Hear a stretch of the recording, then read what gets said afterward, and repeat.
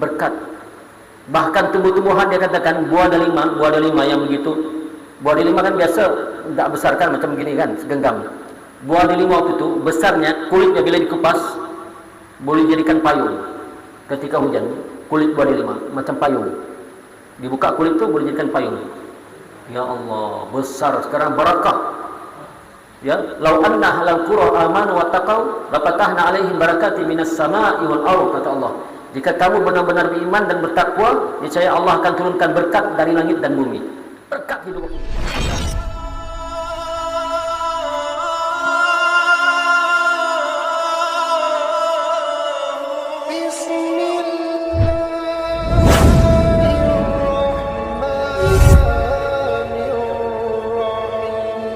Kemudian sebagai penutup saya nak ceritakan juga untuk kegembiraan kita. Busrah ilallah, berita gembira dari Allah.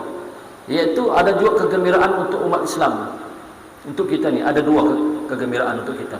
Yang pertama, kalau kita panjang umur besok, kita akan duduk bersama Nabi Isa AS. Bahkan yang lebih bagusnya, Nabi Isa AS akan berkahwin dengan wanita ketika itu. Sebab Nabi Isa AS dia belum wafat. Nabi Isa AS dia belum wafat lagi. Allah angkat dia ke langit ketika umurnya dalam 30-an. Kemudian sekarang dia berada di langit yang kedua. Nabi Isa AS belum merasai dicabut nyawa, belum wafat. Nabi Isa AS sekarang berada di langit yang kedua. Bila-bila masa dia akan turun untuk membunuh Dajjal. Maka ketika dia turun berjumpa dengan kita, alhamdulillah, Nabi jadi imam di depan. Assalamualaikum Nabi Allah Isa. Waalaikumsalam. Siapa ni ijik masjid? Jami Allah. Nah, lepas tu Nabi Isa berkahwin dengan orang di dunia ini. Wallahualam, siapa perempuan itu beruntunglah. Siapa yang dapat kahwin Nabi Isa, sebab Nabi Isa masih bujang, belum kahwin, beranak. Kemudian kita jumpa anaknya. Adik nama siapa? Contoh namanya kita Fulan lah contoh. Ayahmu siapa? Nabi Isa. Ush, ayahmu Nabi Isa. Kita kegembiraan tuan-tuan, gembira kita sebab ketika Nabi Isa memerintah alam ini, dunia ini akan jadi aman sentosa. Dunia ini di zaman pemerintahan Nabi Isa akan jadi aman, seaman-amannya. Semua orang kaya waktu itu, semua orang kaya, tidak ada seorang pun miskin. Buktinya diceritakan dalam hadis.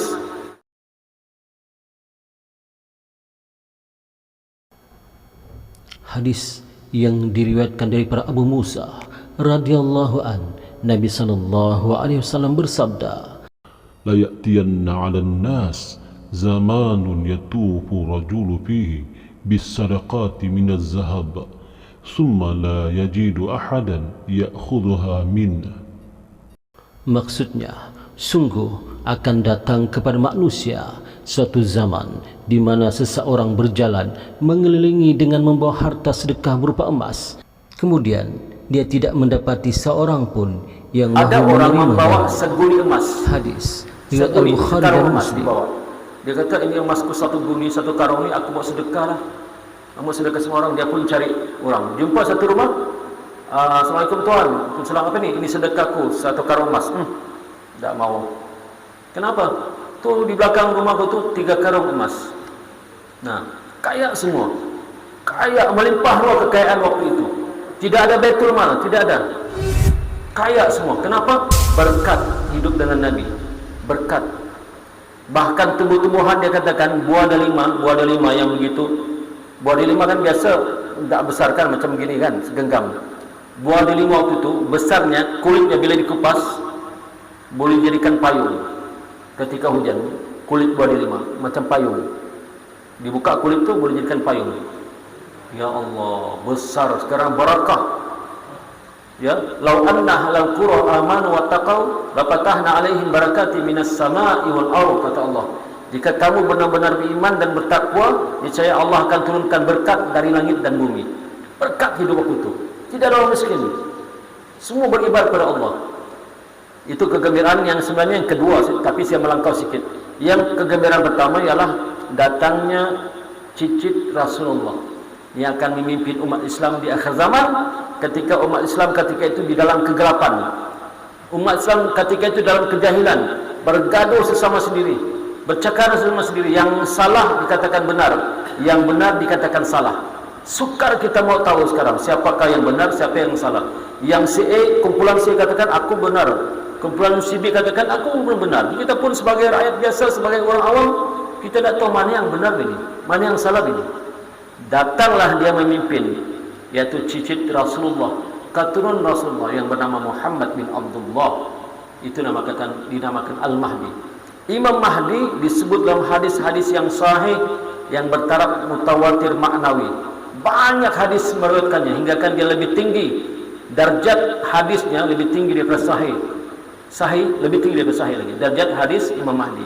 Bermakna cerita itu tetap akan berlaku, pasti berlaku dan akan kita saksikan kalau kita panjang umur. Ya, mungkin di kalangan kita ini ada yang menyaksikan. Ada insya-Allah. Dia seorang di antara manusia yang paling bertakwa di atas muka bumi ini. Di seluruh alam ini dialah manusia yang paling bertakwa, imannya paling tinggi, hebat. Dia akan memimpin dunia ini dengan aman sebelum Imam Mahdi muncul. Sebelum Nabi Isa muncul. Imam Mahdi akan memimpin dunia ini dengan aman sebelum Nabi Isa alaihissalam muncul. Tetapi Imam Mahdi dengan orang Islam, dengan tentera-tenteranya terpaksa berperang dengan Dajjal laknatullah.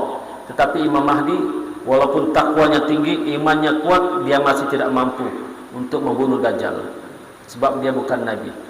Maka berhimpunlah umat Islam di satu tempat, dikatakan tempat itu dekat Syria, dekat Damsyik. Ada satu masjid Menara Putih.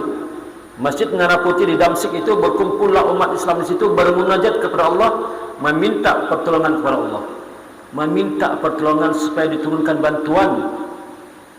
Sebab umat Islam ini telah ditindas oleh Dajjal. Banyak orang sudah rusak akidahnya. Banyak orang yang sudah dibunuh oleh Dajjal. Banyak keluarga-keluarga yang rusak akidah, masuk agama Dajjal banyak. Jadi Imam Mahdi dan umat Islam berdoa, ya Allah, turunkanlah bantuanmu ya Allah. Busra ya Allah, bila lagi kau sampaikan bantuanmu. Tak lama kemudian menjelang waktu subuh, kelihatlah cahaya di langit berkilau-kilauan. Menjelang waktu subuh ni sudah dikamat, Bilal sudah kamat, Imam Mahdi sudah melangkah ke depan. Tiba-tiba makmum di belakang, ya Imam Mahdi, itu Nabi Isa sudah turun. Nabi Isa turun terus ke masjid itu. Bila Imam Mahdi nampak, Imam Mahdi suruh jadi imam. Kata Nabi Isa alaihissalam, ini zaman ini imam bukan saya, kamu imam. Walaupun saya seorang nabi, tapi saya bersyariat dengan syariat Nabi Muhammad sallallahu alaihi wasallam. Bukan syariat baru, syariat Nabi Muhammad yang Nabi Isa bawa. Maka engkaulah imam. Maka Imam Mahdi majulah jadi imam.